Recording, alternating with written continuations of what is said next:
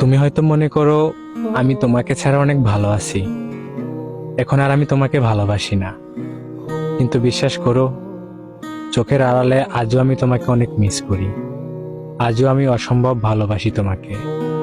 সত্যি বলতে কি জানো, আমি না কখনো ভুলতে পারবো না তোমাকে। অনেক চেষ্টা করেছি তোমাকে ভুলে থাকার জন্য, কিন্তু আমি পারিনি।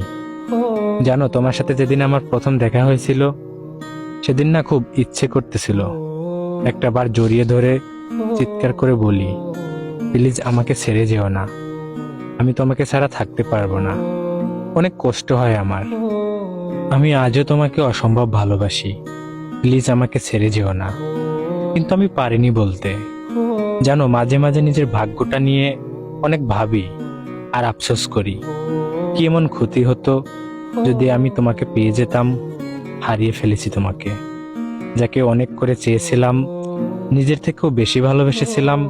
অনেক স্বপ্ন, অনেক কল্পনা ছিল তোমাকে নিয়ে, কিন্তু আফসোস, তুমি তো আর আমার হলে না। যাক, ব্যাপার না, আমি না হয় সারা জীবন তোমাকে দূর থেকেই ভালোবেসে যাব। আমিও একদিন হুমায়ুন স্যারের মতো বলবো, 60 বছর বয়সে গিয়ে আমি একজন মানুষকে এখনো অসম্ভব ভালোবাসি। এখনো তাকে মনে পড়ে আমার, ভুলতে পারবো না তাকে কখনো।